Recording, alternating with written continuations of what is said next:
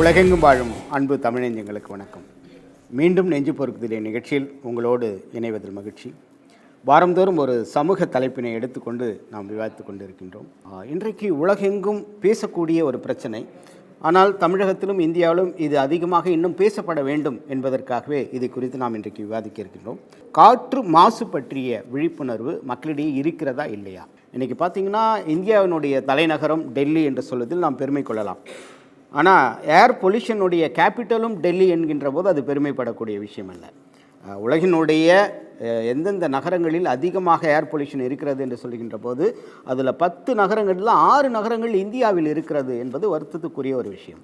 நாடுகள் என்று பார்க்கின்ற போது சீனா முதலிடத்தில் இருக்கிறது. ஏன்னா அங்கே தொழிற்சாலைகள் அதிகமாக பெறுவதனால் வரக்கூடிய பாதிப்புகள். அப்படி இந்த ஏர் பொல்யூஷன், இந்த காற்று மாசுனால என்ன பாதிப்புகள்? ஏதோ ஒரு புகை வருது காற்று அப்படின்னு நினச்சிட்டு இருக்கோம்.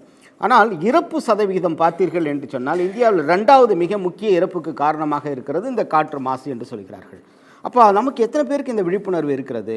இந்த பூமியை நாம் சுத்தமான பூமியாக, சுகாதாரமான பூமியாக நாம் வைத்திருக்கிறோமா என்பது மிகப்பெரிய கேள்வியாக இருக்கிறது. ஒரு அழகான ஒரு சின்ன வாசகத்தை ஒரு சிறுமி கையில் பிடிச்சிட்டு இருக்காங்க. Be fair, don't pollute the air அப்படின்னாங்க. அந்த ஏர் பொல்யூஷன் இதிலே be fair, don't pollute the air என்று. அப்போ நம்ம எப்படியெல்லாம் காற்றை மாசுபடுத்தி கொண்டிருக்கிறோம், அந்த விழிப்புணர்வு நமக்கு இருக்கிறதா? தொழிற்சாலைகளிலிருந்து வரக்கூடிய புகைகள், அதே மாதிரி இன்டோர் பொல்யூஷன், அவுட்டோர் பொல்யூஷன்றாங்க. எத்தனை பேர் நம்ம இன்றைக்கி பார்த்தீங்கன்னா கிராமத்தில் அந்த சாணியை விரட்டி வச்சு அடுப்பில் வச்சுட்ருக்காங்க.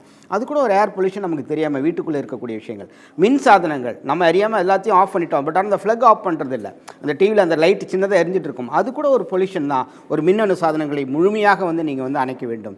அதே மாதிரி கார் பூலிங் என்று சொல்கிறார்கள். ஒரு இடத்துக்கு போக வேண்டும் என்று சொல்கின்ற போது ஆளுக்கு தனித்தனியாக ஒவ்வொரு கார் எடுத்துக்கொண்டு போவதற்கு பதிலாக ஒரு 4-5 பேர் ஒரே வாகனத்தில் ஏறுங்க அப்படின்னு சொல்லிட்டு நிறைய விழிப்புணர்வுகளை அங்கங்கே கொடுத்து கொண்டிருக்கிறார்கள். ஆனால் இது மக்களிடையே சென்று அடைந்ததா என்று சொன்னால் கிடையாது. ஒரு ஓட்டையை வீட்டில் இருந்துச்சுன்னா அதை அடைத்து விடலாம். ஆனால் ஓசோனிலே ஓட்டை ஏற்படுகின்ற போது அதை அடைப்பதற்கான ஒரு நிகழ்ச்சியாக தான் இந்த நிகழ்ச்சியை நான் பார்க்கின்றேன். இன்றைய நிகழ்ச்சிக்கு வந்திருக்கக்கூடிய சிறப்பு விருந்தினர்களை நான் உங்களுக்கு அறிமுகம் செய்து வைக்கின்றேன். சுற்றுச்சூழல் ஆர்வலர், எக்ஸ்னோரா நிறுவனர் திரு நிர்மல் அவர்கள் நம்முடைய இருக்கிறார். கிரீன் மூமெண்ட் என்ற ஒரு அமைப்பை வைத்திருக்கின்றார். அதே போன்று இந்த சுற்றுச்சூழலை குறிப்பாக கல்லூரி மாணவர்களுக்கு கொண்டு செல்லக்கூடியவராக இருக்கக்கூடிய திரு அப்துல் கனி அவர்கள் நம்முடைய இருக்கின்றார். லயோலா கல்லூரியினுடைய பயோடெக்னாலஜியினுடைய தலைவர் கலையரசி மேடம் அவர்களையும் நாம் வருகிறவர்கள் வரவேற்போம். வழக்கறிஞர், சமூக ஆர்வலர் சூரியனார் அவர்களும் நம்முடைய இருக்கின்றனர். காற்று மாசு குறித்து எந்த அளவுக்கு மக்களுக்கு விழிப்புணர்வு இருக்கிறது, மக்களுக்கு விழிப்புணர்வு ஏற்பட வேண்டும் என்பதற்காக ஒரு சிறிய ஆவணப்படத்தை வைத்திருக்கின்றோம். அந்த ஆவணப்படத்தை பார்த்துவிட்டு நாம் விவாதத்தை தொடரலாம். இலவசமாக கிடைக்கும் எல்லாவற்றின் மீதும் நாம் அவ்வளவு அக்கறை செலுத்துவதில்லை. காசு கொடுத்து வாங்கும் போதுதான் வலி தெரிகிறது. தண்ணீர் இலவசமாக கிடைக்கிறது என்பதற்காக அதன் மீது நாம் தொடுத்த அசுத்தமான தாக்குதலால் இயற்கை கொதித்தெழுந்து மழையை கூட நிறுத்தி கொண்டது. மாதம் மும்மாறி பொழிந்த மழை என்பது வெறும் வழக்குச் சொல்லாகி போனது. இன்று ஒரு பாட்டில் தண்ணீரை 10 ரூபாய்க்கு அரசு விற்று அதை வாங்கும் நிலைக்கு நாம் தள்ளப்பட்டிருப்பதற்கும் நாமே காரணம். இதோ அடுத்து வரிசையில் நிற்கிறது காற்று. தொழிற்சாலை கழிவுகளாலும் அது விடுகின்ற புகையாலும், மின்னணு சாதன பயன்பாட்டினாலும், சமையலறை எரிவாயுக்களாலும் காற்றை சின்ன பின்னமாக நாம் சிதறடிப்பதை கவனித்துக் கொண்டிருக்கிறது காற்று. அதன் விளைவாக சீனாவில்தான் தன் முதல் தாக்குதலை தொடங்கியிருக்கிறது. வளர்ச்சி என்ற பெயரில் அந்நாடு செய்த மடமைத்தனத்தின் விளைவாக சுத்தமான காற்றுக்காக மக்கள் அலைந்து கொண்டிருக்கிறார்கள். அங்கே காற்று வியாபாரமும் களைகட்ட தொடங்கிவிட்டது. இன்று மாசடைந்த காற்றால் பாதிக்கப்பட்டிருக்கும் சீன மக்களுக்காக கனடா நாட்டிலுள்ள பான்ஃப் மற்றும் லேக் லூயிஸ் மலைகளிலிருந்து சுத்தமான காற்றை பாட்டிலில் அடைத்து விற்பனை செய்து வருகிறது. லேக் லூயிஸ் மலையின் காற்று இந்திய மதிப்பின்படி ரூபாய் 1700க்கு விற்பனை செய்யப்படுகிறது. இதனை 10 மணி நேரம் வரை சுவாசிக்கலாம். 4000 ரூபாய்க்கு வங்கி வாசலில் தினமும் கியூவில் நிற்கும் நாம் இதனை எண்ணி பார்த்து விழிப்புணர்வு பெற வேண்டும். இல்லையேல் காற்றையும் நாம் வரிசையில் நின்று வாங்க வேண்டிய சூழல் ஏற்படும். அந்த நாள் வெகு தொலைவிலும் இல்லை. காற்றை மாசுபடுத்தும் நம்மை காற்று காசு கொடுத்து வாங்க வைத்துவிடும். விழித்துக் கொண்டால் சரி.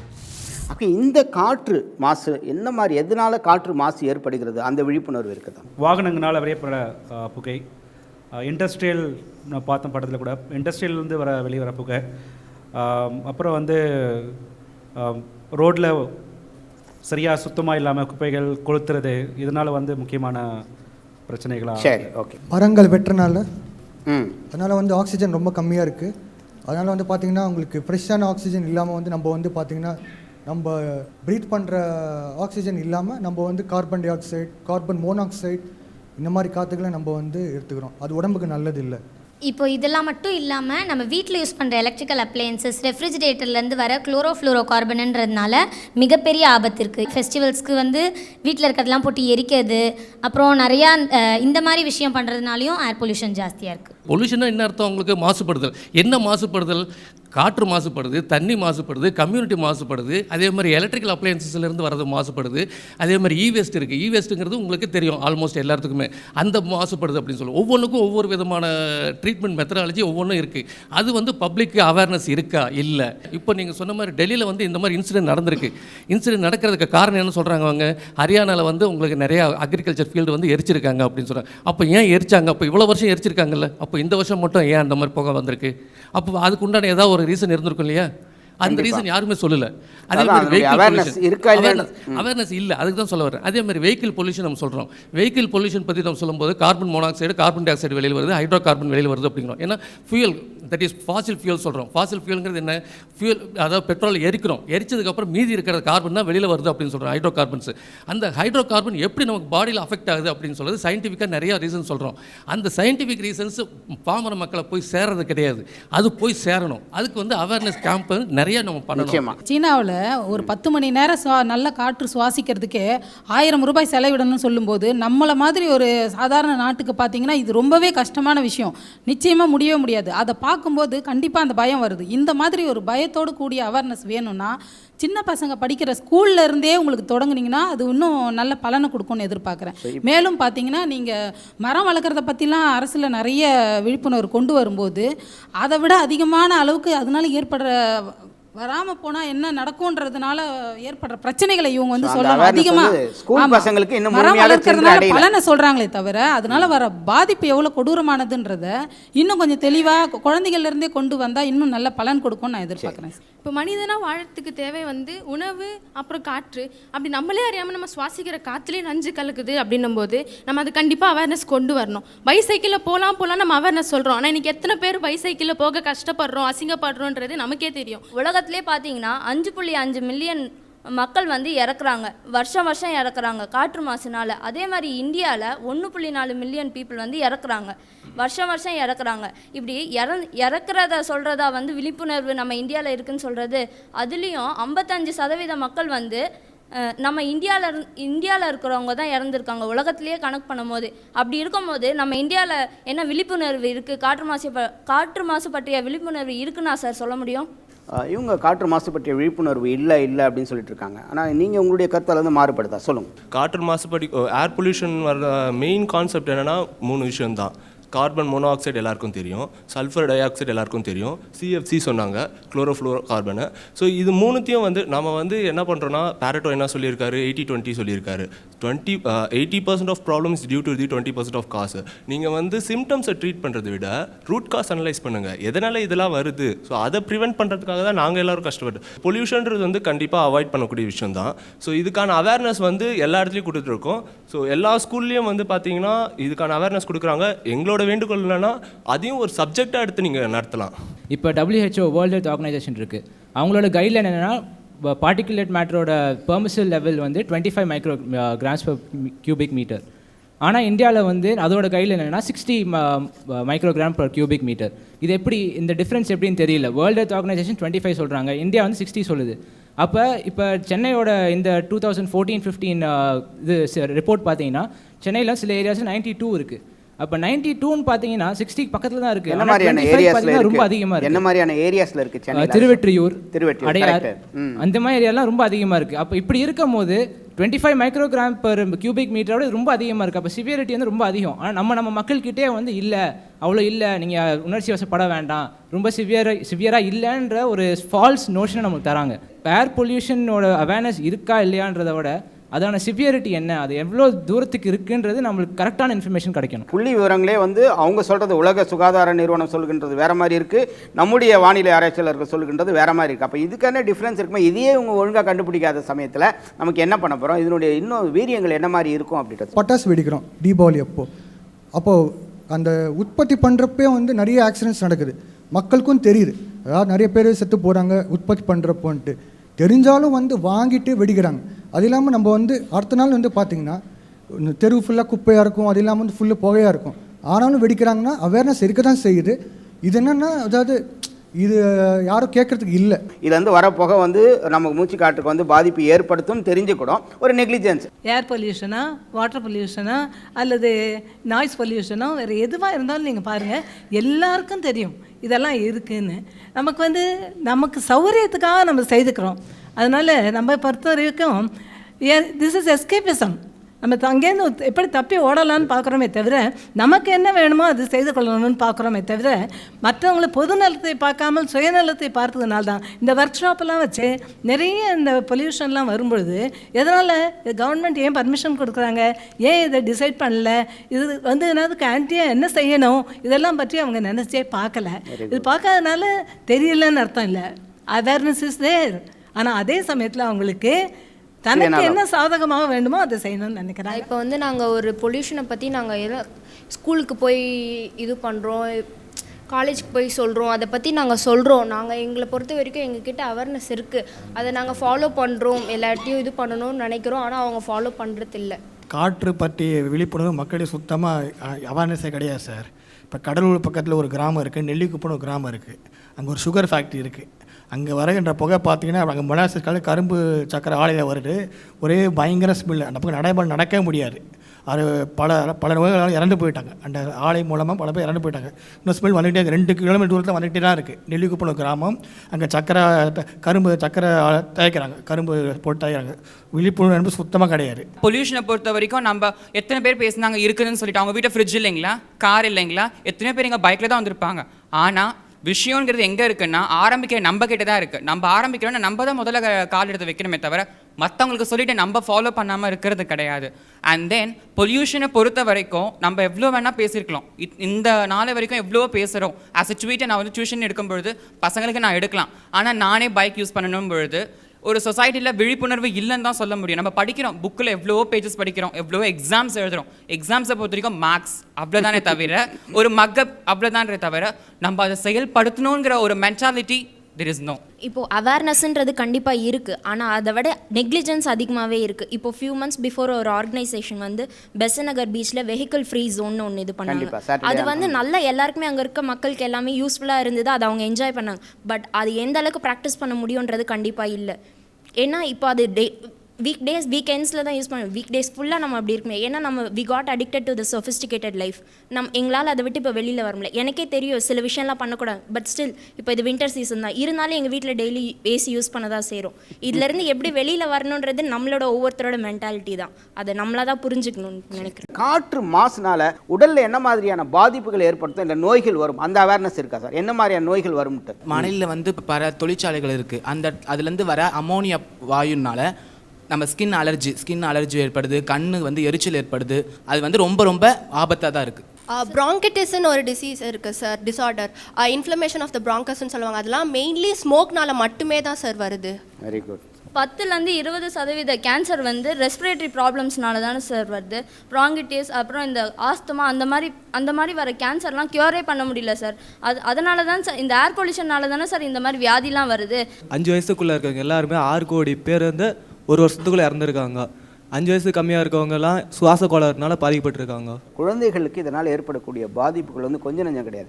ஏற்கனவே இந்தியாவில் 45 லட்சம் குழந்தைகள் ஊட்டச்சத்து குறைவாக இருக்கின்றார்கள். அதிலே ஊட்டச்சத்து இல்லாமல் இதில் காற்று மாசு, இதில் ஏற்படக்கூடிய இழப்புகள் அப்படின்றது அந்த அவேர்னஸ் நிச்சயமாக இருக்கணும். சின்ன குழந்தைய பற்றி சொன்னாங்கல்ல, அவங்களுக்கு வந்து ரெஸ்பிரேட்டரி சிஸ்டம் வந்து ரொம்ப கொஞ்சம் வீக்காக தான் இருக்கும், நம்மளால கொஞ்சம் டெவலப்டாக இருக்காது. அப்போ பார்ட்டிகுலேட் மேட்டர் அதிகமாக அவங்க சுவாசிக்கும் போது asthma is a very common thing. அப்போ ரொம்ப சிவியர் ஸ்டேஜ் போகும்போது அவங்க ஸ்டீராய்ட்ஸ் எடுத்து தான் ஆகணும். ஸோ வருஷம் ஃபுல்லாக ஸ்டீராய்ட்ஸ் எடுக்கும்போது அதோட செகண்டரி சிம்டம்ஸ்லாம் இருக்கும். அதனால சில பாதிப்புலாம் அவங்க ஏற்படணும். இப்போ நம்ம பிறந்த குழந்தைகள் மட்டும் பார்க்குறோம். இப்போ வெரி ஹை பொல்யூஷன் ரேட்ஸ் இருக்கிறதுனால பிறக்கும் போதே அவங்க டிஃபார்மிட்டிஸோட பிறக்கிறாங்க. லயோலா கல்லூரியினுடைய பயோடெக்னாலஜினுடைய ஹெட் ஆஃப் தி டிபார்ட்மெண்ட் நம்மகிட்ட இருக்காங்க, கலையரசி மேடம். என்ன மாதிரியான அவேர்னஸ் மக்கள்கிட்ட இருக்குது, என்ன மாதிரி அவேர்னஸ் இன்னும் வரணும்னு நினைக்கிறீங்க? எஜுகேஷ்னல் இன்ஸ்டிடியூஷன்ஸில், ஸ்கூல்ஸ், காலேஜஸில் வந்து அவேர்னஸ் போகுது. அவங்களுக்கு வந்து மாசுபட்டிருக்கு அப்படின்றது தெரியுது, என்னென்னலாம் நச்சு பொருள்கள் இருக்குன்றது தெரியுது. ஆனால் இந்த லெவலில் வந்து அவங்களுக்கு வந்து இன்னும் வந்து என்ன விதமான வியாதிகள்லாம் அதிகமாக வரும், எப்படிலாம் வந்து எதிர்காலத்தில் வந்து சுவாசம் பண்ணுறதுக்கே காற்று இல்லாமல் நம்ம வந்து சஃபராக போகிறோம். அப்போ இந்த லெவலில் வந்து நம்ம என்ன பண்ண போகிறோம், அடுத்து இதுக்கு என்ன ரெமெடி, என்ன சொல்யூஷன் அப்படின்றதையும் பிள்ளைங்களுக்கு எடுத்துகிட்டு போனாக்கா, ஏன்னா வருங்கால தூண்கள் வந்து இன்றைய மாணவ சமுதாயம்தான். இவங்க தான் வந்து எதிர்காலத்தை வந்து போற்றி பாதுகாக்கணும். எல்லாருக்கும் தெரியுது மாசுபட்டுருச்சு, சரி வருமுன்னர் காவாதன் வாழ்க்கை எரிமுன்னர் வைத்தூர் போல கெடும். இப்போ எல்லாருக்கும் அது தெரிஞ்சு போயிடுச்சு. ஆனால் அடுத்து நம்ம என்ன பண்ண போகிறோம், இதை வந்து இப்படி வந்து நம்மளை நாமே பாதுகாக்க போகிறோம். தனிநபர் முறையில், இல்லை குடும்ப லெவலில், இல்லை ஒரு சமுதாய லெவலில் பள்ளி மாணவர்கள் என்ன செய்ய போகிறாங்க, இல்லை கல்லூரி மாணவர்கள் என்ன செய்யலாம், இது எல்லாத்தையும் நம்ம ப்ரிப்பேர் பண்ணிவிட்டு அப்புறம் பொதுமக்களுக்கு வந்து நம்ம வந்து எல்லாருமா சேர்ந்து எந்த அளவுக்கு, இப்போ இவ்வளோ பேர் நம்ம இதில் அட்டன் பண்ணிகிட்ருக்கோம், ஒவ்வொருத்தரும் எந்த முடிவு எடுக்க போகிறோம், இல்லை நமக்குன்னு ஒரு குழுவை அமைச்சு ஒரு அவேர்னஸ் க்ரியேட் பண்ணுறதுக்கு நம்ம தயாராக இருக்கிறோமா, இதெல்லாத்துக்கும் மேலே நம்ம இந்த லெவலில் என்ன செய்ய போகிறோம். முதல்ல வந்து ஆராய்ச்சி மூலம் எந்த விதமான நச்சுத்தன்மைகள் இருக்குது, நம்மளுடைய ஏர் வந்து ரெஸ்பைரபிளுக்கு ஸ்டேட்டஸில் இருக்கா இல்லையா, அப்போ இன்னும் இப்போவே இந்த லெவலில் இருக்குது அப்படின்றது எல்லாருக்கும் தெரியுது. அப்போ எதிர்காலம் இன்னும் மோசமாக போகுது. ஏன்னா வந்து இஎம்ஐ வந்து ரொம்ப குறைவாக இருக்கனால வந்து எல்லாருமே வெஹிக்கிள்ஸில் போகிறோம், கம்ஃபர்ட்ஸ், லக்ஸரி போயிடுச்சு. அப்போ இப்போ வந்து என்னென்னா ஆராய்ச்சியை வந்து அதிகப்படுத்தி நச்சுத்தன்மை எந்த அளவுக்கு இருக்குது, நீங்கள் கேட்ட மாதிரி என்னென்ன விதமான வியாதிகள் ஃபர்தராக வரப்போகுது. இப்போ ஒரு மாணவன் சொன்னாலும் இப்போ பிறப்புக்கு முன்னாடியே வந்து பிள்ளைகள் பாதிக்கப்பட்டு இப்போ நிறைய டிஃபார்மிட்டிஸ் வர ஆரம்பிது குழந்தைகளில். ஸோ இப்போ அதை எப்படி நம்ம அவாய்ட் பண்ண போகிறோம் அப்படின்றது வந்து இப்போ ரிசர்ச்சை வந்து என்ஹான்ஸ் பண்ணி அதை வந்து மக்கள் மத்தியில் கொண்டு போகும்போது எப்பயுமே வந்து ஒரு ஃபியர் க்ரியேட் பண்ணால் தான் நம்ம செய்வோம். நார்மலாக ஐயோ இதெல்லாம் வந்து ஆபத்து செய்யாதீங்க அப்படின்னா, அட நம்ம வீட்டுக்கு போய் அங்கே கொட்டிட்டு அங்கே தானே ஆபத்து அப்படின்ட்டு நம்ம பாட்டு கொட்டிட்டு போயிட்டே இருக்கோம். But it is not so. Air pollution வந்து அவங்க வீட்டு காற்று இங்கே தான் அடிக்க போகுது அப்படிங்கிற வந்து ஒரு பேசிக் இதை வந்து நம்ம கற்றுக் கொடுக்கணும் பப்ளிக்கு. அதே மாதிரி வந்து ஒவ்வொருத்தரும் இப்போ நம்ம இவ்வளோ பேர் பேசுகிறோம்ல, எல்லாருக்கும் விழிப்புணர்வு இருக்குது அப்படிங்கிற மாதிரி சொல்கிறோம். ஆனால் எந்த அளவுக்கு சமுதாயம் அப்படிங்கிறது வந்து ஒரு பெரிய மாசுது, அந்த லெவலுக்கு வந்து எனக்கு விழிப்புணர்வு இருக்கா அப்படிங்கிறது ஒரு டவுட். சூரியனார், உங்களுடைய கருத்து என்னவா இருக்குது? சூழியல் என்னுடைய அடிப்படை தத்துவத்தில் சொல்லுவாங்க, man is the cause, man will be the victim. மனிதனே இந்த சுற்றுப்புற சீர்கேட்டுக்கு உண்டாக்கிறான், அவனை இதுக்கு பலியாயும் விடுகிறான் அப்படிங்கிறது தான் அந்த சூழியல் தத்துவத்தில் சொல்லக்கூடிய முதல் வரியை. அவன் தான் அதுக்கு காரணம், அவனே அழிஞ்சிருவான் அதில் அப்படின்ட்டு. காற்று மாசு அப்படின்னு சொல்லும்போது எல்லோரும் ஞாபகம் வச்சிங்க, ஒரு ஆள் உயிரிழந்து போகிறாருன்னா ஹி லாஸ்ட் ஹிஸ் பிரெத், அவர் மூச்சை விட்டார்னா உயிர் போயிடுச்சுன்னு அர்த்தம். நமக்கும் உலகத்துக்கும் தொப்புள் கொடி அறுத்த பின்னாடி இருக்கிற தொடர்பு மூச்சு மட்டும்தான். எப்போ மூச்சு நின்று போதோ அன்றைக்கி நம்ம உயிர் பிரிஞ்சிருச்சு அப்படின்னு. லங்ஸுங்கிறது அவ்வளோ முக்கியம். ஸோ ஒரு நிமிஷம் பிரெயினுக்கு வந்து பிராணவாயு போகலைன்னா நம்ம பிராணம் போயிடும், கோமா. ஸோ அந்த அளவுக்கு இப்போ அவேர்னஸ் பற்றிலாம் நம்ம பேசுகிறோம். அடிப்படையான புரிதல் இருக்கணும். என்னென்னா காற்றினுடைய காம்போசிஷன், காற்றில் என்னென்ன இருக்குது.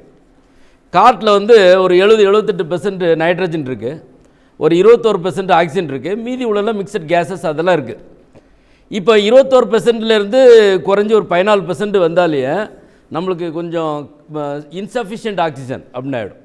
14 கீழே குறைஞ்ச உடனே நமக்கு ஒரு மாதிரி மூச்சு திணறல் வரும். 10க்கு கீழே போனோடனே நம்ம ஒரு மாதிரி மயக்கமாயிடுவோம். 6க்கு கீழே போனால் செத்துருவோம். ஸோ இதுதான் இந்த பெர்சன்டேஜ் ஆஃப் ஆக்சிஜன். டெல்லியை பற்றி சொல்லும்போது எல்லோரும் வந்து vehicle pollution, odd even programme எல்லாமே வந்து இது பண்ணாங்க. கடைசி டெல்லியில் ஒரு சர்வே பண்ணான். இந்த காற்றில் அமைந்துள்ள தூசு மட்டும் பார்த்திங்கன்னா 50%. வெஹிக்குலார் பொல்யூஷன் சொல்லக்கூடியது வந்து 7% மட்டும்தான். இந்த வெஹிக்குலார் பொல்யூஷன் 7% மட்டும்தான் அட்ரஸ் பண்ணிகிட்டு இருக்காங்களே தவிர, நீங்கள் நல்லா பாருங்கள், ஒரு கார் போனாலும் ஒரு பஸ்ஸு போனாலும் அதுக்கு பின்னாடி பறக்கக்கூடிய தூள்களை பாருங்கள். இந்த பர்டிகுலர் மேட்ரு எல்லாமே போய் அல்வியோலைன்னு சொல்லக்கூடிய அந்த லங்ஸுக்கு அந்த மேலே போய் படிஞ்சு இந்த காற்று பிராணவாயு வந்து ரத்தத்தில் கரையக்கூடிய ஏரியாவில் ஒரு ஸ்மோக்கருக்கு எப்படி பிரச்சனை பண்ணுமோ நான் ஸ்மோக்கராக இருந்தாலும் கூட அவருக்கு வந்து லங்ஸ் வியாதியை நுரையீரல் வியாதியை கொடுத்துருது. இந்த காற்று மாசை பற்றி என்ன புரிஞ்சுக்கணுன்னா, இந்த ஃபாசில் ஃபியூல் சொல்லக்கூடிய ஹைட்ரோ கார்பன் இந்த ஃபியூனால் வரக்கூடிய இந்த வெஹிகுலர் பொல்யூஷன் இதனால் வருது. இதனால் வரக்கூடியது மட்டும் கிடையாது, இதனால் வரக்கூடிய லங் இன்ஃபெக்ஷன் பிராங்கைட்டிஸ்ன்னு சொல்லக்கூடிய சீரியஸான இன்ஃபெக்ஷன் அது வருது. இந்த காற்று எல்லாம் மேலே போகும்போது க்ரீன் ஹவுஸ் எஃபெக்ட் அப்படின்னு சொல்கிறாங்க.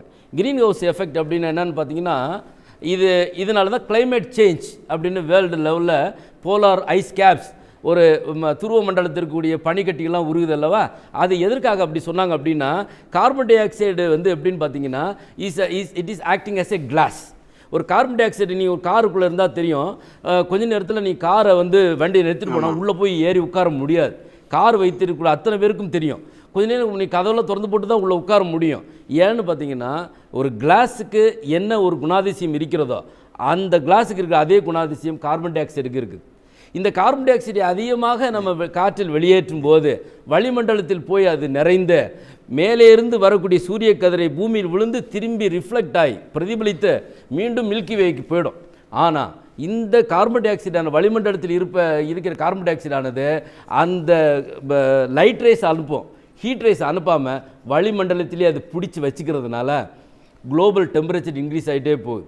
கடந்த 10 ஆண்டுகளை மட்டும் 12 டிகிரி சென்டிகிரேட் வசந்துருக்கு.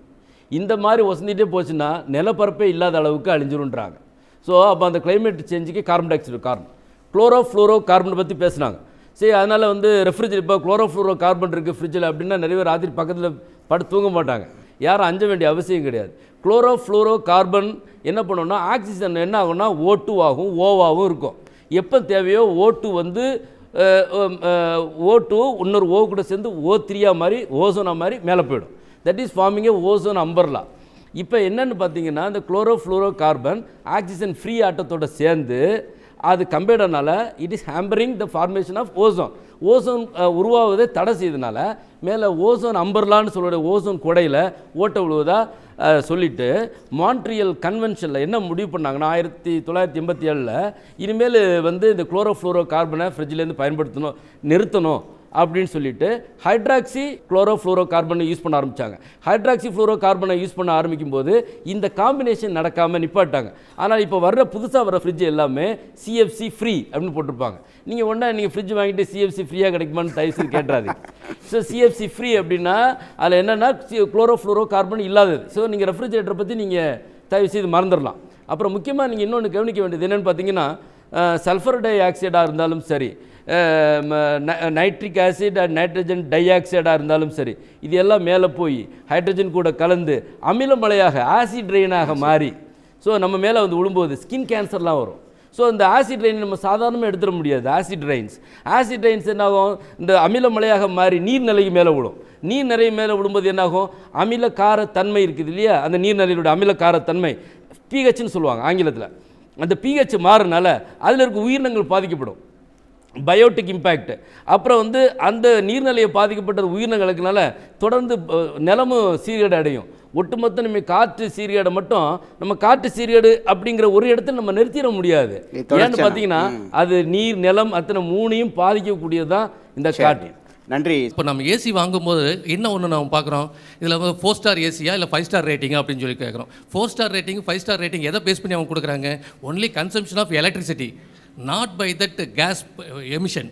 ஸோ அப்போ அந்த கேஸ் எமிஷன் என்ன கேஸ் எமிஷன் அதுலேருந்து வெளியில் வருது அப்படிங்கிறது யாருக்கும் தெரியாது, கம்பெனிக்காரன் சொல்ல போகிறது கிடையாது. ஸோ அது கம்பெனிக்காரன் சொல்ல வைக்கணும். ஸோ இந்த அவேர்னஸ் நம்ம இன்னும் கொஞ்சம் அதிகமாகப்படுத்தணும். ஃபேக்ட்ரிஸை நம்ம எவ்வளோ கேஸஸ் வந்து எமிஷன் பார்க்கலாம், அந்த ஃபேக்ட்ரிஸை நம்ம மூட முடியாது. ஏன்னா அன்றாட வாழ்க்கையில் நம்ம எவ்வளோ பயன்படுத்தக்கூடிய பொருளுக்கு ஃபேக்ட்ரிஸ் தான் ஒரு காரணம். இப்போ ஒரு சைக்கிள் வாங்குறேன், அதுக்கு ஃபேக்ட்ரிஸ் தான் மேட் பண்ணி வருது. அப்படின்னும் பொழுது அந்த ஃபேக்ட்ரிஸோட மேட் நமக்கு தேவைன்னும் பொழுது அது எதுவும் நம்ம பண்ண முடியாதுன்ற ஒரு கட்டாய சூழ்நிலை சொசைட்டிக்கு இருக்குது. அந்த சொசைட்டியில் நம்மளும் வாழறோங்கிறத கொஞ்சம் மைண்ட் பண்ணி பேசினா இருக்குதுன்னு சொல்ல முடியாது, இல்லைன்னு தான் நம்ம சொல்ல முடியும். ஃபேக்ட்ரிஸ் இண்டஸ்ட்ரீஸ்லேருந்து பொல்யூஷன் வருதுன்றாங்க. பட் இப்போ ஸ்டேட் கவர்மெண்ட்டோட கண்ட்ரோலில் தான் எலக்ட்ரிசிட்டி போர்டெலாம் இருக்குது. எலக்ட்ரிசிட்டி போர்டு ஏதாவது ஒரு ரிப்பேர் வந்தால் என்ன பண்ணுறாங்க, டயர்லாம் போட்டு எரிச்சு தான் வந்து வேலை பண்ணுறாங்க, அந்த ரிப்பேர்ஸை வந்து இது பண்ணுறாங்க. ஸோ வந்து கவர்மெண்ட்டே வந்து அவேர்னஸ் கொடுக்க வேண்டிய கவர்மெண்ட்டே வந்து இதுதான் பண்ணுது. எவ்வளவோ அட்வான்ஸ்மெண்ட் வந்திருக்கு, கியாஸ்க் இதெல்லாம் இருக்குது நம்ம பேமெண்ட்ஸ்லாம் பண்ணுறதுக்கு. பட் இது ஒரு சின்ன எலக்ட்ரிசிட்டி போர்ட் பண்ண வேண்டிய ஒரு சின்ன அட்வான்ஸ்மெண்ட் நம்ம இன்னும் பண்ணாமலே வச்சுருக்கோம் தான் சார் சொல்லணும். நீங்கள் சைனாவில் பார்த்தீங்கன்னா ஆக்சிஜன் வந்து ஒரு டின்லேயே விற்கிறாங்க, சிங்கப்பூரில் பார்த்தீங்கன்னா ஆக்சிஜன் பார்லர்னு இருக்குது. ஸோ இப்போ அப்படி ஒரு சூழ்நிலைகள் வருமா, நம்ம என்ன பண்ணணும், என்ன மாதிரியான ப்ரீகாஷன்ஸ் மெத்தட் எடுக்கணும், அந்த அவேர்னஸ் இருக்கா? சிஎஃப்சி ப்ரொடியூஸ் பண்ணுறதுனால ஓசோன் லேயரில் ஓட்டை விழுது. ஸோ ஓசோன் லேயரில் ஓட்டை விழுறதுனால லைக் அது ரொம்ப வீக் ஆகிறதுனால என்ன ப்ராப்ளம் வருது எல்லாருக்கும், சூரியன் ஒளி வரும்போது என்ன ஆகும்னா ஐவி ரேஸும் கூட சேர்ந்து வரும். ஸோ ஓசோன் லேயர் வந்து அதுதான் ப்ரொடெக்ட் பண்ணுது. அந்த ஐவி ரேடியேஷன் வந்து very very harmful for human beings. அது மட்டும் இல்லை, குழந்தைங்களுக்கு ரொம்ப பாதிக்கப்படும், நிறையா கேன்சர், நிறையா அதனால் டிசீசஸ் இருக்குது. ஸோ அது ஒன்று. ஸோ அதுக்கு சொல்யூஷன் வந்து சிஎஃப்சி ஃப்ரீ ரெஃப்ரிஜிரேட்டர் எல்லாமே வந்துச்சுன்னு சொல்லிட்டாங்க. அந்த அவேர்னஸ் தான் நாங்கள் இது பண்ணுறோம். Yeah, I go on a bicycle to office. I use bicycle for all short distance rides. I don't use bike. That is my personal contribution. So நீங்கள் வந்து ஏர் பொல்யூஷனுக்கு ஃபஸ்ட்டு பைக், அதாவது சைக்கிளை யூஸ் பண்ணுறீங்க. அதுவே ஒரு இது ஏர் பொல்யூஷனை நீங்கள் கண்ட்ரோல் பண்ணணுன்றதுக்காக பண்ணுறீங்களா, இல்லை சைக்கிள் பேஷனாக பண்ணுறீங்களா? This is my personal contribution to the issue. I don't blame anybody. This is my personal contribution. This is my way to help to reduce this issue. Air pollution. Okay. I am doing my best, and I am spreading this message to people. கனி, இந்த காற்று மாசு பற்றி என்ன மாதிரியான விழிப்புணர்வு மக்களுக்கு வேணும், குறிப்பாக சென்னை மக்களுக்கு? ஏன்னா இப்போ நம்ம டெல்லி பற்றியே பேசிகிட்டு இருக்கோம், அடுத்து நம்ம பாதிக்கக்கூடிய ஒரு சூழலில் இருக்கிறோம். என்ன அவேர்னஸ் கொண்டு போகணும், என்ன விழிப்புணர்வு மக்களுக்கு வேணும்? இன்றைக்கி நிறைய டெக்னாலஜி, ரிசர்ச், இன்னோவேஷன் நிறைய இருக்குது. பட் இன்னுமே there is no technology or innovation which can absorb carbon dioxide and oxygen. அது வந்து மரங்கள் ஒண்டி தான் இன்றைக்கி வந்து பண்ண முடியும். நம்ம பார்த்திங்கன்னா அந்த காலத்தில் வந்து பிரசவம் அப்படி இருக்கும்போது வந்து எங்கே பண்ணுவாங்கன்னா வீட்டில், இல்லைனா வந்து ஒரு கிளினிக் ஓப்பன் ஸ்பேஸில் இருக்கும். இன்றைக்கி என்ன பண்ணுறாங்கன்னா அதே வந்து ஒரு க்ளோஸ்டு ஹாஸ்பிட்டலில் பண்ணுறாங்க. இந்த பிரசவம் போது பார்த்திங்கன்னா வந்து நிறைய நேரத்தில் வந்து நம்ம யாருமே அலோவ் பண்ணுறதில்ல. பட் அங்கே நடக்கிற ஒரு விஷயம் என்னன்னு பார்த்திங்கன்னா, நம்ம அந்த குழந்தை 10 மாதம் அம்மா வயிற்றுக்குள்ளே இருக்கும்போது உணவும் சரி, ஆக்சிஜன் சரி, அந்த அம்பிளிக்கல் கார்டு மூலியமாக நம்மளுக்கு கிடைக்குது. ஸோ அந்த குழந்தை வந்து 10 மாதத்துக்கு அப்புறமா வெளியில் வரும்போது அந்த அம்பிளிக்கல் கார்டு கட் பண்ணுறதுக்கு முன்னாடி பார்த்திங்கன்னா அந்த குழந்தைய வந்து அப்சைட் டவுன் வச்சுட்டு அந்த சிஸ்டர் அம்பிளிக்கல் கார்டு கட் பண்ணுறாங்க அப்படின்னா டாக்டர் என்ன பண்ணுவார், அந்த குழந்தைக்கு பின்னாடி ஒரு பேட் கொடுப்பாரு. அந்த முதல் ஆக்சிஜன் என்ன நம்மளுக்கு போகுது அதுதான் வந்து இன்றைக்கி வந்து உயிர். அது கொடுத்தது வந்து ஒரு மரங்கள் தான் இன்றைக்கி. ஸோ மரங்கள் வந்து ரொம்ப ரொம்ப இம்பார்ட்டண்ட்டான ஒரு ஆஸ்பெக்ட்ஸ். இன்றைக்கி அந்த மரங்கள் பர்சன்டேஜ் வந்து ரொம்ப கம்மியாகிட்டுருக்கு. இந்த 33.3 வந்து ஸ்டாண்டர்ட், இந்த க்ரீன் பசுமைக்கான ஒரு ஸ்டாண்டர்ட். இன்றைக்கி அது சென்னையில் பார்த்திங்கன்னா வெறும் 5% தான் இருக்குது.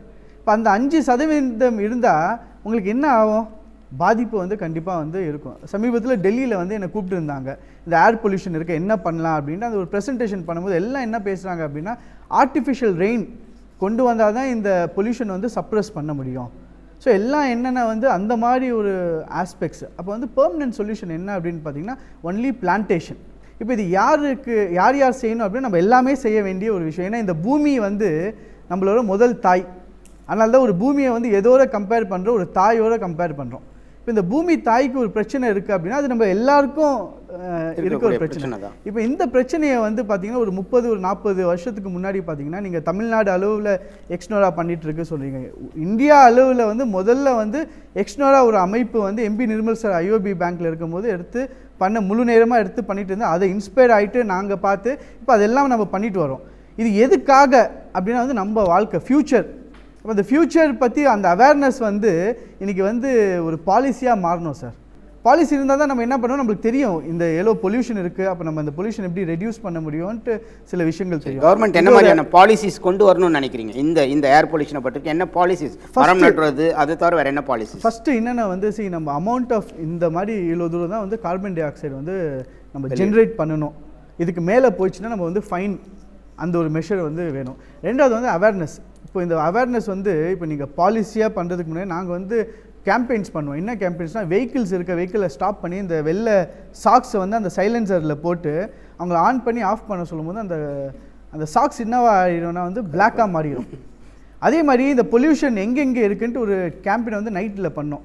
எங்கே அதிக பொல்யூஷன் இருக்குது அங்கே வந்து ரெட் கலர் பலூன் அந்த பில்டிங்க்கு மேலே, எங்கே வந்து பொல்யூஷன் லெவல் வந்து ஓகே மேட்ச் ஆகுது அங்கே வந்து பச்சை கலர். நீங்கள் பார்த்தீங்கன்னா 90% வந்து எல்லா இடத்துலையும் வந்து அந்த ரெட் கலர் பலூன்ஸ் தான் வந்து வைக்கப்பட்டது. சிங்கப்பூரில் ஒரு ப்ரெசன்டேஷனில் காட்டுறாங்க இந்தியாவில் வந்து $1 trillion பிஸ்னஸ் இருக்குது. ஏன்னா சமீபத்தில் இந்த சென்னை ஃப்ளட் ஆகட்டும், டெல்லியில் வந்து இந்த ஏர் பொல்யூஷனாக இருக்கட்டும், இல்லை இந்த தெலுங்கானா மகாராஷ்டிராவில் ட்ராட்டாக இருக்கட்டும், இது வந்து இன்னும் கூடிய அதிகமாக ஆகிட்டே தான் போகுது, கம்மி ஆக போகிறது இல்லை. ஸோ அதுக்கான ஒரு பாசிட்டிவ் மெஷர்ஸ் என்னவாக இருக்கணும்னா இது ஒரு ஹேபிட்டாக மாறணும். ஹேபிட்டாக இன்றைக்கி கவர்மெண்ட் பாலிசி கொண்டு வரதோ சரி, எஜுகேஷனில் இது பண்ணுறது நம்ம வந்து ஒரு ஹேபிட். அந்த ஹேபிட்டாக இல்லைன்னா வந்து இந்த பூமி தாயை வந்து காப்பாற்ற முடியாத ஒரு நிலைமை வந்து வந்துடும். நன்றி நிர்மல் சார். இந்த மேலே போகிற காற்றுக்கு பேர் வந்து carbon dioxide, greenhouse கேஸ்னு பேர். ரொம்ப வலிமையான கேஸ் வந்து மீத்தேன். அது 23 மடங்கு ஸ்ட்ராங்கர் தான் கார்பன் டை ஆக்சைடு. அந்த அளவு குறைவு. நிறைய விஷயங்கள் இருக்குது. இப்போ முக்கியமாக சில ஸ்லோகன்ஸை think globally, act locally, do domestically. உலகத்தை சிந்தித்து நீங்கள் லோக்கலாக செயல்படணும், அது வீட்டில் செய்யணும். இப்போ நான் இருக்கிறது கோயம்பேடு ஹைலி பொல்யூட்டட் ஏரியா.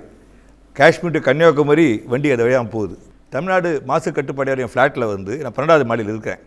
ஒரு மிஷினை வச்சு என் வீட்டில் மாசே இல்லைன்ட்டாங்க. வீட்டுக்குள்ளே ஃப்ளாட்டில் 1700 செடி வளர்க்குறேன். எவ்வளோ? 1700 செடி வளர்க்குறேன். வீடே காடாயிடுச்சு. நான் கண்டுபிடிச்சது என்னன்னா முதல்ல நம்ம செய்யணும், அதான் உங்களுக்கு எல்லாருக்கும். So think globally, act locally, do domestically. இப்போ ஏர் பொல்யூஷனை பற்றி பேசிகிட்டு இருக்கோம். நான் வந்து ஒரு லண்டனில் இருந்தேன். லண்டனில் ஃப்ரண்ட் பேஜில் போட்டால் தமிழர்கள் குப்பையை கொளுத்தும் பண்டிகை கொண்டாடுறாங்க, அதனால் பிரிட்டிஷ் இறங்க முடியலன்னு போட்டேன். நான் வந்து 1989 புகையில்லா போகி, சொல்லுங்கள், புகையில்லா போகி, ஸ்மோக்லெஸ் போகின்னு கொண்டாந்தேன். நான் கண்டுபிடிச்சதுன்னா ஒரு நாள் போகியில் உண்டாகிற புகை வந்து equal to all the industrial pollution. இந்த டயர்லாம் எடுத்து கொளுத்திடுறாங்க. அதாவது நம்ம வந்து பல செய்ய வேண்டியது எதுவும் செய்ய மாட்டோம், செய்யக்கூடாது பலது செய்கிறோம். இந்த குளோபல் வார்மிங் எப்படி சொல்லலாம்னா globally climate change, locally air pollution. நான் வந்து unfortunately adviser to government of India, minister இன்னொரு ஃபாரஸ்ட் அட்வைஸராக இருந்தேன். Went to Copenhagen conference. இப்போ வந்து தமிழ்நாட்டில் பிளாஸ்டிக் பொல்யூஷன் ப்ரிவென்ஷன் கமிட்டிக்கு சேர்மனாக இருக்கேன்.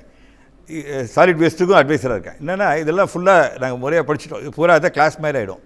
நான் உங்கள் எல்லோரையும் அன்போடு வேண்டி கேட்டுக்கொள்வதெல்லாம் என்னென்னா கழிவுனால பொல்யூஷன் வருது. ஸோ குப்பையை நான் சொல்கிறது ஜாதி பிரிக்காத, மதம் பிரிக்காத, மொழி பிரிக்காத, குப்பையை மட்டும் பிரி.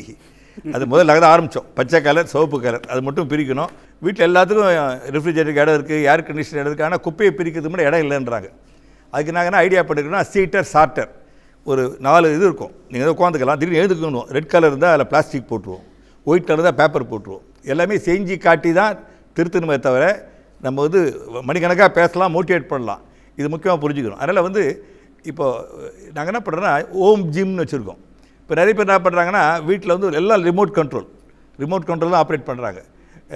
எல்லாத்துக்கும் ரிமோட் கண்ட்ரோல். ஒய்ஃப்னு பாருங்கள், காலிங் பெல் கூடும் அப்படின்னு எல்லாம் ரிமோட் கண்ட்ரோல் ஆப்ரேட் பண்ணுறாங்க. ஆனால் இதெல்லாம் ரிமோட் கண்ட்ரோல் பண்ணிவிட்டு ஒரு கிளப்பில், ஃபிட்னஸ் கிளப்பில் போய் பணம் கொடுத்து மிஷினில் எலக்ட்ரிசிட்டியை சர்வ் பண்ணி ஒர்க் பண்ணுறாரு. உங்களால் அன்பான வேண்டுகோள்னா ஹோம் ஒரு ஜிம் ஆக்கிடுங்க. நீங்கள் 500 செடி வச்சிங்கன்னா அது மேலே ஏறி தண்ணி ஊற்றணும், கீழே ஊற்றணும். செடி வச்சோடனே கேள்வி வரும், எரு வேணுமேன்ட்டு. நேற்றைய மக்கும் குப்பை தான் இன்றைய எரு, ஜாம் வச்சுங்க. இந்த பேப்பர் பிளாஸ்டிக்லாம் நிறைய நிறுவனங்கள் விலைக்கு வாங்கி போயிடுறாங்க. அது அப்படியே விலை கொடுத்து, அதாவது குப்பையிலா கொசு எல்லாமே இன்டர்லிங்க்டு. வாட்டர், குப்பை எல்லாம் ஒன்றோட ஒன்று பின்னி பிணைந்திருக்குது. ஏதாவது இது ஏர் பொல்யூஷன் நல்ல விஷயம். அது ஏர் பொல்யூஷன் வந்து கட்டாயம் நம்ம செய்ய வேண்டியது. ஏதாவது டெவலப்மெண்ட் ஆக்டிவிட்டி தான் மரத்தை வெட்டுறாங்க. அதுக்கு ஒரே சின்ன விஷயம் சொல்ல, ஒரு போராட்டம் போனோம்னா, போராட்டம்னா நான் பச்சைப்பன் கல்லூரி மாணவர். நான் அங்கே வந்து ஒரு 300 மரங்கள், 100 வயதில் மரங்களை அரசாங்கம் வெட்டுறதுக்கு முடிவு பண்ணுச்சு. ஏன்னா அந்த ஸ்டேஷன் ட்ரெயின் வருதுன்ட்டு. அந்த மாணவர்லாம் போராடி தோத்துட்டாங்க. ஆசிரியர் எங்கிட்ட வந்தாங்க. நான் என்ன பண்ண விருட்ச ரக்ஷா பந்தன் சொல்லி பசங்கள்லாம் விட்டு ஒரு ராக்கி கட்ட சொன்னோம். பெரிய போராட்டம் பண்ணோம். அது மரத்தை வெட்டுறதை விட்டுட்டாங்க. அதில் ஒரு நல்ல வேடிக்கையான ஒரு நல்ல சோஷியல் சர்வீஸ் பண்ணணும் சின்ன விஷயத்தில் நான் முடிக்கிறேன். அப்போ வந்து அது அதிகாரி, பொறுப்பான அதிகாரி என்ன பண்ணார், இந்த மரங்கள்லாம் வெட்டுறது முடிவு பண்ணிட்டாங்க. ஒரு ட்ரீ வெட்டுற ஆளையும் ஏற்பாடு பண்ணிட்டாங்க. அப்போ அந்த நேரத்தில் வந்து நடந்தது என்னென்னா, மேலே ஒரு கவர்மெண்ட்டில், சென்ட்ரல் கவர்மெண்ட்டில் கூப்பிட்டாங்க. ஏன் நீங்கள் மரங்கள்லாம் வெட்டலை அப்படின்ற போது அவர் சொன்னார், நிர்மல்ன்ற ஒரு 40 ஆண்டுகளாக மரம் நட்டுட்டு இருக்காரு. நம்ம அந்த மரத்தை வெட்டி ஒரு ஆர்வம் குறைந்து மரத்தை நடுறதை விட்டுற போகிறாரு அப்படின்னாங்களாம்.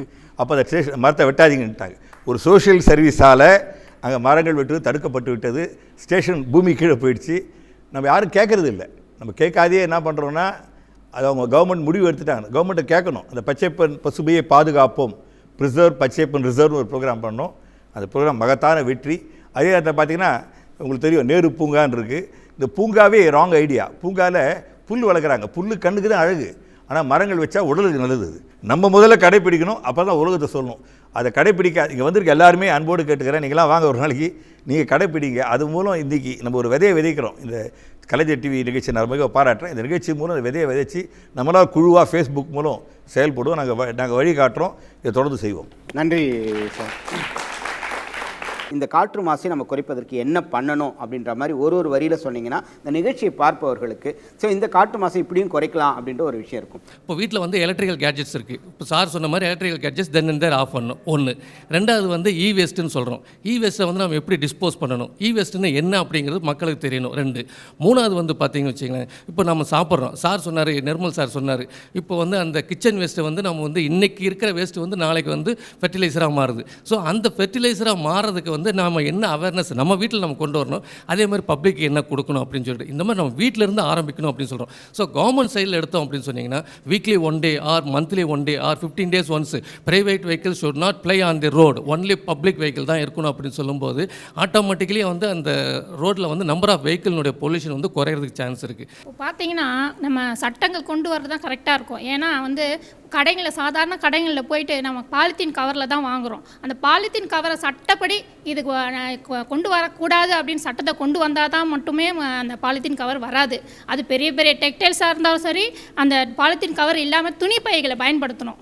சார் இண்டஸ்ட்ரியல் ஏரியாவும் பவர் பிளான்ட்ஸும் தானே சார் காற்று மாசு அதிகமாக கொடுக்குறாங்க. அதனால் அந்த இடத்துல 33% வந்து பசுமையாக இருக்கணும், அந்த லேண்ட் ஏரியா வந்து 33% வந்து பசுமை இருக்கணும்ன்ட்டு ஒரு கவர்மெண்ட் வந்து ஸ்ட்ரிக்டாக ரூல்ஸ் போடணும் சார். அப்போ வந்து காற்று மாசு வந்து கட்டுப்படுத்த முடியும் நம்ம தமிழ்நாட்டிலையும் இந்தியாலையும். Very good. யார் காற்று மாசை அதிகமாக விடுகிறார்களோ அவன் வந்து முதல்ல அந்த இடத்த வந்து அதுக்கு ஈக்குவலாக மரங்களை நட்டு அதே க்ரீனாக பண்ணும்போது நீ செய்கிற பாவத்துக்கு நீயே பரிகாரமாக இருப்ப. நம்மளால் முடிஞ்சது பார்த்தீங்கன்னாக்கா ஆளுக்கு ஒரு மரம் சின்ன செடியாக இன்றைக்கி நட்டு வச்சோம் அப்படின்னாக்கா ஃப்யூச்சரில் வர ஜென்ரேஷனுக்கு வந்து இந்த பொல்யூஷன் கண்ட்ரோலுங்கிறது வந்து கொஞ்சம் கம்மியாகிறதுக்கு நிறைய வாய்ப்புகள் இருக்குது. யார் எதை ஃபாலோ பண்ணுறீங்களோ அந்த மாதிரி சமுதாய வலைத்தளங்களிலும் புத்தகங்களிலும் மரம் வளர்ப்போம், அப்புறம் பொல்யூஷன்ஸை பற்றியான விழிப்புணர்வுகளை கொண்டு வரும்பொழுது இட் வில் பி பெட்டர். எத்தனை ஸ்டாண்டர்ட் படிக்கிறீங்க சொல்லுங்கள்? 5th standard. 5th standard. உங்களுக்கு அவேர்னஸ் இருக்குது அந்த ஏர் பொல்யூஷனை பற்றி? ஷார்ட் டிஸ்டன்ஸ்லலாம் நம்ம வந்து காரு பைக் அதெல்லாம் யூஸ் பண்ணுறோம், அதை அவாய்ட் பண்ணிவிட்டு பைசைக்கிள் நடந்து போனால் நல்லாயிருக்கும். Very good. ஓகே, தீவோட வந்திருக்காங்க. Very good. பிரசீலில் பார்த்தீங்கன்னா சுகர் கேன்லேருந்து வர எத்தனாலில் தான் ஆக்சுவலி நிறையா பஸ்ஸஸ் வெஹிக்கல்ஸ் எல்லாம் ஃபியூவலாக யூஸ் பண்ணுறாங்க. பட் நம்ம நாட்டில் எத்தனால் அதுக்கு யூஸ் பண்ணலையே, டாஸ்மாக் அந்த மாதிரி விஷயத்துக்கு தானே பயன்படுத்துகிறோம். Very nice. ஸோ அதெல்லாம் அந்த மாதிரி ஸ்கீம்ஸ் எல்லாம் நம்ம நாட்டில் இம்ப்ளிமெண்ட் பண்ணி ஸ்ட்ரிக்டாக இம்ப்ளிமெண்ட் பண்ணால் எல்லாரும் ஃபாலோ பண்ணால் ரொம்ப நல்லாயிருக்கும். எல்லார் வீட்லேயும் மொட்டை மாடி அதெல்லாம் இருக்கும், அங்கே டெரஸ் கார்டன் போடலாம், அதனால் அவங்களுக்கு நிறைய காய்கறி அதெல்லாம் கிடைக்கும். அதுக்கப்புறம் முடிஞ்ச அளவுக்கு பப்ளிக் டிரான்ஸ்போர்ட்ஸ் யூஸ் பண்ணலாம். சோலார் பவர்ன்ற கான்செப்ட் நம்ம மறந்தே போயிட்டோம். அதாவது கவர்மெண்ட் மூலிமா இந்த ஃபோட்டோவால்டிக் செல்ஸ் அப்படின்றது வந்து இந்த சூரியனுடைய சக்தியை பயன்படுத்தி மின் உற்பத்தி பண்ணுறோம். அதனால் நம்ம எரிபொருளை கம்மி பண்ணலாம். ஸோ அப்படி வர அந்த சோலார் பவரை நம்மளால் செய்ய முடியலனாலும் அந்த கவர்மெண்ட் ஒரு ஸ்டெப்பாக எடுத்து அட்லீஸ்ட் ஒரு சிட்டி ஒரு ஏரியாக்குள்ளே அந்த மின் உற்பத்தியை இன்க்ரீஸ் பண்ணால் இது இன்னும் நல்லாயிருக்கும், பொல்யூஷன் ஃப்ரீயாக சொசைட்டி இருக்கும். துளசி செடி பார்த்திங்கன்னா நிறைய காற்றை வந்து சுத்தம் பண்ணுதுன்னு சொல்லுவாங்க. சின்னதாக அதை கூட வைக்கலாம். மரத்தை நடுறது அது அவங்கவுங்க விஷயம். இருக்கிற மரத்தை வெட்டாமல் இருந்தவே அதுவே பெரிய இதுவாக இருக்கும். எடுத்த உடனே இப்போ ஃபேக்ட்ரிஸையும் சரி நம்ம யூஸ் பண்ணுற டிரான்ஸ்போர்ட்டையும் சரி நம்மளால் திடீர்னு நிறுத்த முடியாது. நம்மளோட அன்றாட வாழ்க்கையில் அது ஒரு பங்காயிடுச்சு. அப்போ திடீர்னு இப்போ நீங்கள் நிறுத்திடுங்க, இதை யூஸ் பண்ணாதீங்க, ஈக்கோ ஃப்ரெண்ட்லி திங்ஸ் யூஸ் பண்ணுங்க அப்படின்னு சொன்னால் நம்மளால் அதை யூஸ் பண்ண முடியாது. உடனே நம்மளால் சேஞ்ச் பண்ணிக்க உடனே இல்லை, அது நம்மளோட அன்றாட வாழ்க்கையில் ஒரு பங்காயிடுச்சு. அது நம்மளால் சேஞ்ச் பண்ணவே முடியாது. பட் we can reduce, நம்மளால் அதை குறைச்சிக்க முடியும். பார்த்தீங்கன்னா கவர்மெண்ட் பஸ்ஸே பார்த்தீங்கன்னா பொல்யூஷன் அதிகமாக இருக்குது. அது பார்த்திங்கன்னா பழுதடைந்த வெஹிக்கல்ஸ் வந்து நிறைய வந்து பப்ளிக்கில் போயிட்டுருக்கு. இதுக்கெல்லாம் வந்து சட்டம் கடுமையாக்கி இதை வந்து யூஸ் பண்ணக்கூடாது. ஒரு வெஹிக்கிளுக்கு இவ்வளோ தான் ஏஜ்னு சொல்லிட்டு அதை கண்ட்ரோல் பண்ணணும். இந்த மாதிரி முறையில் நம்ம செயல்படுத்தினா சட்டம் கடுமையாக்கினா தவிர்க்கலாம். ஸோ கவர்மெண்ட் கரெக்டாக அதை பர்ஃபெக்டாக ஆர்கனைஸ் பண்ணி வீடாக அந்த பிளாஸ்டிக் பேப்பர்லாம் இண்டிவிஜுவலாக கலெக்ட் பண்ணி ஸோ அவங்க எங்கே கொண்டு போய் சேர்க்கணுமோ அது சேர்த்தா அது பெஸ்ட் ஐடியாவாக இருக்கும். சைக்கிள் டு ஒர்க்னு ஒரு குரூப்பே இருக்குது. நாங்கள் எல்லாம் மூவ்மெண்ட் பண்ணுறோம். நானும் என்னோட நண்பர் தான். நாங்கள்லாம் சைக்கிளில் தான் ஆஃபீஸுக்கு போகிறோம். இப்போ நாங்கள் ஆஃபீஸுக்கு ஒரு ஹெல்மெட்டோட நாங்கள் சைக்கிளுக்கு போட்டோம்னாக்கா எல்லோரும் எங்களை ஒரு மாதிரி பார்க்குறாங்க. அதை வந்து இட்ஸ் இன்ஸ்பைரிங் அதர்ஸ். சார் நாங்கள் என்ஜிஎஸ் மூலமாகவே இந்த குப்பைகளை எல்லாம் தனித்தனியாக பிரித்து ஒவ்வொரு வீடு விட போய் இப்படி பண்ணுங்க இப்படி பண்ணுங்கன்னு சொல்கிறாங்க. அவங்களெல்லாம் செய்கிறாங்க. கட்டுப்படுற மக்கள் இருக்குது, அவேர்னஸ் மக்களுக்கு வந்திருக்கு. இனி நம்ம கொஞ்சம் கூட அவங்களுக்கு போஸ்ட் பண்ணணும். எல்லாருமே சிங்கிள் டிரைவர் கார் தான் ரொம்ப அதிகம். அவங்க எல்லாருமே எஜுகேட்டட், அவங்களுக்கு தெரியும் இதெல்லாம் பண்ணணுன்ட்டு. அவங்க எதுக்கு வந்து இப்போது கவர்மெண்ட் ஃபெசிலிட்டிஸ்க்கெல்லாம் போக மாட்டாங்கன்னா அவங்களுக்கு இங்கேருந்து அவ்வளோ தூரம் நடக்கணும். இதெல்லாம் நம்ம கையிலேயே இருக்குது. எல்லாமே சோம்பேறித்தனம் அதிகம் ஆயிரும். அந்த மாதிரி படித்தவன் தான் நிறைய தப்பு செய்கிறான். படிக்காதவங்க வந்து நம்ம சொன்னால் புரிஞ்சுப்பாங்க, ஏன்னா அவங்களுக்கு தெரியாது. படித்தவன் எல்லாம் தெரிஞ்சே தப்பு செய்கிறான். ஸ்டூடெண்ட்ஸ் கிட்ட ஆல்ரெடி அவேர்னஸ் இருக்குது, ஆனால் இன்னமும் ஸ்டூடெண்ட்ஸ் மூலயமா சொன்னால் எல்லா வீட்டுக்குமே போய் சேரும். கண்டிப்பாக ஸ்டூடெண்ட்ஸ்னால தான் எல்லாமே முடியுமே. காலேஜஸ்லலாம் ஈவெண்ட் மாதிரி கண்டக்ட் பண்ணி எல்லா ஸ்டூடெண்ட்ஸையும் மரம் நடுங்கன்னு சொல்லி ஈவெண்ட் க்ரியேட் பண்ணோம். இப்போ என்ஜிஓஸோடு சேர்ந்து கவர்மெண்ட்டில் இந்த பர்டிகுலர் டிபார்ட்மெண்ட் சேர்ந்து நிறைய சர்வேஸ் எடுத்து இப்போவே சின்ன சின்ன ரெஸ்ட்ரிக்ஷன்ஸ் போட ஆரம்பித்தாதான் இண்டிவிஜுவல் அவேர்னஸ் அவங்க ஃபாலோ பண்ணுறாங்கல்ல, அவங்களுக்கும் அது கொஞ்சம் ஈஸியாக இருக்கும். கவர்மெண்ட்டோட ஸ்டெப்ஸ் இருந்தால், கவர்மெண்ட்டோட ஸ்டெப்ஸ் இல்லாமல் இது ஃபுல்ஃபில் ஆகவே ஆகாது. காலேஜில் அட்மிஷன் பண்ணுறதுனால ஒரு அட்வர்டைஸ்மெண்ட் மாதிரி ஒரு எக்ஸிபிஷன் வைக்கிறாங்க. அந்த மாதிரி ஏர் பொல்யூஷனுக்காக ஒன்று ரெடி பண்ணலாம் அப்படின்ட்டு. பேங்க்ஸ் வந்து இஎம்ஐ வந்து அவாய்ட் பண்ணும் டிரான்ஸ்போர்ட்டேஷன்ஸ்க்கு, வெஹிக்கிள்ஸ்க்கு வந்து பார்த்தீங்கன்னா. அது பதிலாக வந்து பேங்க்ஸ் வந்து ஃபார்மர்ஸ்க்கு அந்த மாதிரி கொடுக்கலாம். நான் ஒரு விஷயம் என்ன சொல்ல விரும்புகிறேன்னா, பிரெயின் ட்ரெயின் நம்ம நாட்டில் ஒன்று நடக்குது. எப்படின்னா ரொம்ப நல்ல ரிசர்ச் பண்ணக்கூடியவங்களாம் வந்து வெளியே போயிடுறாங்க. அமெரிக்கா, ஜெர்மனின்னு அங்கே போய் தான் பண்ணுறாங்க, ரிசர்ச் பண்ணுறாங்க. நம்ம வந்து டெவலப் கண்ட்ரிஸு நம்ம டெக்னாலஜியை வாங்குகிறோம், நம்ம காசு கொடுத்து வாங்க கெஞ்சுறோம். நம்ம அந்த பிரெயின் ட்ரெயினை நிப்பாட்டணும் அப்படின்னா நம்ம ரிசர்ச் ஃபெசிலிட்டிஸை இங்கே நல்லா கொண்டு வந்தோம்னா நம்ம புத்திசாலி மக்கள் இங்கேயே ரிசர்ச் பண்ணி நம்ம நாட்டுக்கே சொல்யூஷன்ஸ் கொண்டு வருவாங்கன்னு நான் நினைக்கிறேன். கலையரசி மேடம், காற்று மாசை குறைப்பதற்கு என்ன பண்ணணும், என்ன அரசு என்ன பண்ணணும், தனி மனிதர்கள் என்ன பண்ணணும்? என்ன வந்து ஆஸ் எ சயின்டிஸ்ட் வந்து நான் என்ன ஃபீல் பண்ணேன்னா, ஆராய்ச்சி மாணவர்கள் மட்டுமல்லாமல் மொத்தமாக வந்து யூஜி பிஜி எல்லா மாணவர்களையுமே இதில் வந்து ஈடுபடுத்தி நம்ம வந்து எந்த அளவுக்கு வந்து ரெஸ்பைரபிள் இதை வந்து நம்ம சஸ்பெண்டட் பார்ட்டிகுலேட் மேட்டரை வந்து அனலைஸ் பண்ணி நம்ம வந்து கவர்மெண்ட்டுக்கு வந்து ரிப்போர்ட் கொடுத்து இந்தந்த இடத்துல இந்தந்த லெவல் இருக்குது, இல்லை இந்த ஃபேக்ட்ரிஸ் எஃப்ளூவெண்ட் போக, இல்லை இந்தனுடைய இண்டஸ்ட்ரியினுடைய எஃப்ளூவெண்ட் ஜாஸ்தி இருக்குது அப்படின்றத ஆராய்ச்சி மூலமாக நம்ம அதை மானிட்டர் பண்ணி ரெகுலராக, ஏன்னா ஆல்ரெடி எங்கள் காலேஜில் வந்து எங்கள் ஆராய்ச்சி மாணவர்கள் வந்து எங்கள் காலேஜ் வரைக்கும் மானிட்டர் பண்ணி we balance and we maintain the green environment. So இப்போ இதை வந்து நாங்கள் கவர்மெண்ட்டுக்கு வந்து ரெக்கமெண்டேஷன்ஸ் அனுப்பி அதன் மூலம் வந்து எந்த இடத்துல ஜாஸ்தி இருக்குது எந்த இடத்துல குறைவாக இருக்குது அப்படிங்கிறது எங்கள் ஆராய்ச்சியை வந்து அதிகப்படுத்தி கவர்மெண்ட்டுக்கு ரெக்கமெண்டேஷன் கொடுத்து அதுக்கப்புறம் வந்து விழிப்புணர்வை வந்து கொண்டு போகணும் அப்படின்றது வந்து மொத்தமான கருத்தாக நான் நினைக்கிறேன். Thank you so much. சூரியனார், உங்களுடைய கருத்து. சட்டத்துறையை பார்த்தீங்கன்னா வந்து பொல்யூட்டர்ஸ் பேஸ் பிரின்சிபல்னு இருக்குது. யார் வந்து மாசை வெளியிடுகிறார்களோ அவர்கள்தான் அதற்கான விலையை கொடுக்க வேண்டும். This is called polluter pays principle. இதான் நம்ம நாட்டினுடைய என்விரான்மெண்டல் பிரின்சிபிளே இதுதான். இதில் வந்து நீங்கள் என்ன பண்ணலாம் அப்படின்னு பார்த்தீங்கன்னா, இந்திய அரசியலமைப்பு சட்டம் ஷரத்து 21 படி நீங்கள் வந்து வழக்கு தொடரலாம். ஒவ்வொரு சராசரி குடிமகனுக்கும் இந்த சுற்றுப்புற சூழலை பாதுகாக்க விட கடமை இருக்குது. அதே மாதிரி அரசுக்கும் வந்து இந்த சுற்றுப்புற சூழல் நல்ல சூழலை மக்களுக்கு கொடுக்க வேண்டிய கடமை அரசாங்கத்துக்கு இருக்குது.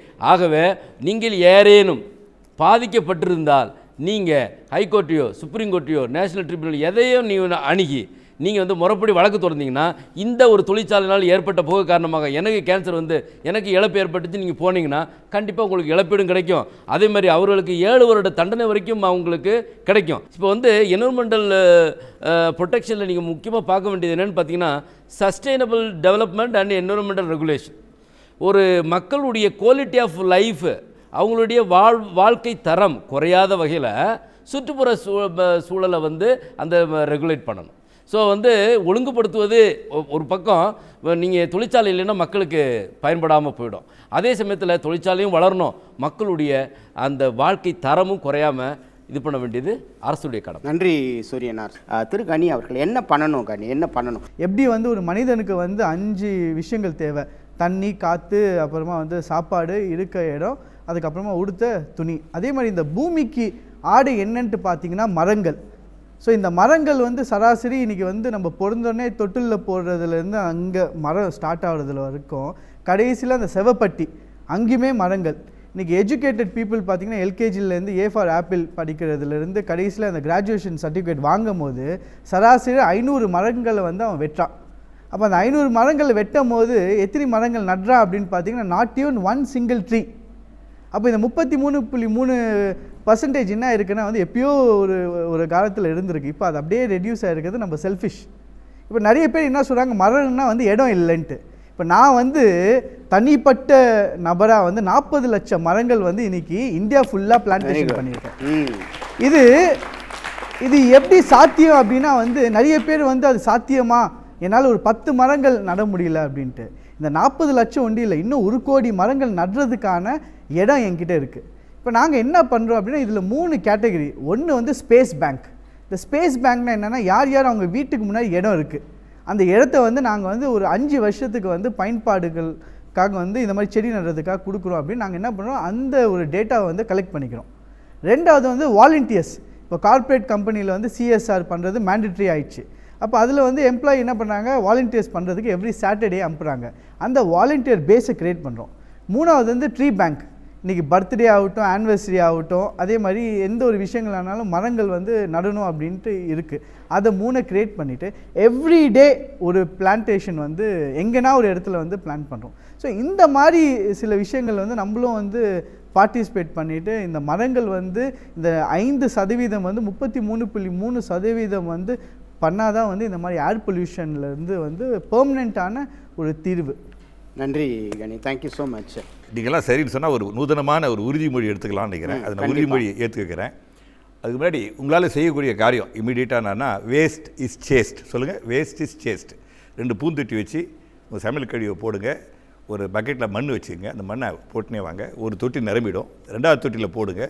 2வது நிரம்பினோடனே முதல் தொட்டிலாம் எருவாகிடும். ரொம்ப சிம்பிளாக சொல்கிறேன். ஏன்னா பிளாஸ்டிக் ப்ராக்டிக்னு வச்சுருக்கோம். அது இப்போ எக்ஸ்பிளைன் பண்ணுறதுக்கு ரொம்ப நேரம் ஆகும். கவர்மெண்ட்டில் தான் எடுத்திருக்காங்க. எந்த கடைகள்லாம் பிளாஸ்டிக் பை இல்லாத உங்களுக்கு பொருள் தரணும், அவங்களுக்கு வந்து க்ரீன் ஷாப்னு ஒரு நாங்கள் இது தரோம், போர்டு தரோம். க்ரீன் ஷாப் வச்சுட்டு இந்த மாணவர்கள்ட்ட போய் நான் சொல்லணும், நீங்கள் ரொட்டி வாங்கணும், எங்கே க்ரீன் ஷாப் இருக்குது அங்கே வாங்கணும். இருமுனை தாக்குதல். ஏன்னா கடைக்காரன் வந்து மக்கள் கேட்குறாங்க சொல்கிறான், மக்கள் வந்து கடைக்காரன் கொடுக்குறான்றாங்க. உண்மை என்னென்னா விஷய சர்க்கிள் பிரேக் பண்ணிட்டோன்றத மகிழ்ச்சியாக தெரிவிச்சுக்கிறேன். 3வது, நம்ம வந்து ஏன் கருப்பாக இருக்கும் தமிழர்கள்னால் இங்கே சூரிய ஒளி ஜாஸ்தி. உலகத்தில் சூரிய ஒளி குறைவான நாடு ஜெர்மனி. அங்கே 5.5 months தான் சூரிய ஒளி வருது. ஆனால் உலகத்தில் சூரிய ஒளி அறுவடை செய்கிறது அதிகபட்சம் யாருன்னா ஜெர்மனி தான் நம்பர் 1. ஆஸ்திரேலியா எந்த பில்டிங் கட்டினாலும் மேல் மாடியில் வந்து ஃபோட்டோவால்டிக் பேனல் கூரை தான் போடணும். அந்த ஒரு ஃப்ளாட் காம்ப்ளெக்ஸ்னால் அந்த லிஃப்ட்டு, காமன் லைட்ஸ் எல்லாம் கரண்ட்டை மேலே தான் வரணும் ரூல் கொண்டாந்துட்டாங்க. இங்கே சூரிய ஒளி அதிகமாக இருக்கிற நம்ம நாட்டில் சூரிய ஒளியை பயன்படுத்தலை. இந்த சூரிய ஒளி பயன்படுத்தினா இந்த கரிவால் வர கரண்ட்டுடைய பயன்பாடு குறையும். இந்த 3 திட்டங்கள், இந்த ஒரு உறுதிமொழி ஏற்கலாமா எல்லாரும்? கண்டிப்பாக. கை இப்படி வச்சுங்க. இது என்னது? மரக்கன்று. அன்னை பூமியே உன்னை காப்பாற்ற ஒரு முன்மாதிரியை தேடிக்கொண்டிருந்தோம். அந்த முன்மாதிரி யார் என்றால் எங்கள் அண்ணன் அக்கா மரம்தான். மரமே உன்னை பாற்று பல பாடங்களை கற்றுக்கொண்டோம். நீ கரிமலை எடுத்துக்கொண்டு பிராணவாய் தருகிறாய். பூமியிலிருந்து சத்தை எடுத்து உன்னுடைய இலைகளையும் பழங்களையும் காய்களையும் உதிர்த்து மண்ணை வளமாக்குகிறாய். நீ நீரை பூமியிலிருந்து எடுக்கிறாய், ஆனால் மேகங்களை சேகரித்து மழை தருகிறாய். நீ மண்ணின் ஆதாரத்தை பெறுகிறாய், ஆனால் மண் அரிப்பை தடுக்கிறாய். நிறைய இடத்தை பிடித்துக் கொள்கிறாய், ஆனால் கீழே நிழல் தருகிறாய். உனக்கு 6 அறிவு இல்லை, ஆனால் 6 அறிவுக்கு நீ விருது படைக்கிறாய். இன்றிருந்து உன்னை பின்பற்றி நாங்கள் உன் பாதையிலே செல்வோம். இன்னும் சொல்லப்போனால் ஒரு படி மேலே சென்று உன்னால் செய்ய முடியாத ஒன்று செய்வோம். அது என்னவென்றால், நாங்கள் எல்லாம் இந்த கலைஞர் டிவி மூலம் எடுத்துக்கொள்ளும் உறுதிமொழி என்றால், அடுத்த ஆண்டு ஏப்ரல் மாதத்திற்குள் சொல்லுங்கள், அடுத்த ஆண்டு ஏப்ரல் 100 மரங்கள் நடுவோம். 100 மரங்கள். வாழ்க. நன்றி. தேசத்தினுடைய நுரையீரல் கெட்டு போயிருக்கிறது. நம்முடைய நுரையீரல், தேசத்தினுடைய நுரையீரல் கெட்டு போயிருக்கிறது. அப்போ நமக்கு என்ன விழிப்புணர்வு நிச்சயமாக தேவை. மாணிக்க வாசகர் மிக அழகாக சொல்லுவார். கடவுளை பற்றி பாடுகின்ற போது அவர் சொல்கிறார், நிலமாகி, நீராகி, நெருப்பாகி, வானாகி அப்படின்னு சொல்லிட்டு கடைசியாக சொல்லும்போது உயிராகி அப்படின்ட்டார்.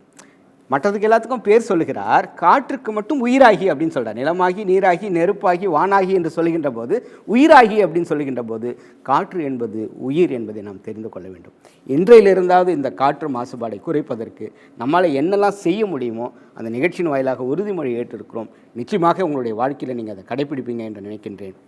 நிறைய பேர் சொன்னாங்க சமூக குற்றங்கள் செய்கிறார்களே, கொலை செய்கிறவன் அவன் மட்டும் குற்றவாளி இல்லை, காற்றை மாசுபடுத்துகிறான் அவனும் சமூக குற்றவாளி தான். நீ காற்றை அவன் அசுத்தப்படுத்துகிறானோ அவன் தான் முதல் குற்றவாளி. ஆகவே இந்த காற்றை நாம் சுத்தமாக வைத்திருக்க வேண்டும். இப்போ பார்த்தீங்கன்னா சீனாவில் நம்ம ஆவணப்படத்தில் பார்க்கின்ற போது பார்த்தீங்கன்னா எல்லாம் மூக்கில் வந்து ஒரு இதோட போகிறான். அகத்தின் அழகு முகத்தில் தெரியும். நான் என்றைக்கே தெரியுமா, நம்ம இப்போ வாட்டர் பாட்டில் எடுத்துகிட்டு போகிறோம் ஒன்றும் பிரச்சனை கிடையாது. ஆனால் எல்லாருமே முகமூடி போட்டு இருந்தால் அது எவ்வளோ ஒரு அடுத்த தலைமுறை இப்படி இருக்குமோ என்ற ஒரு அச்சம் வருகிறது.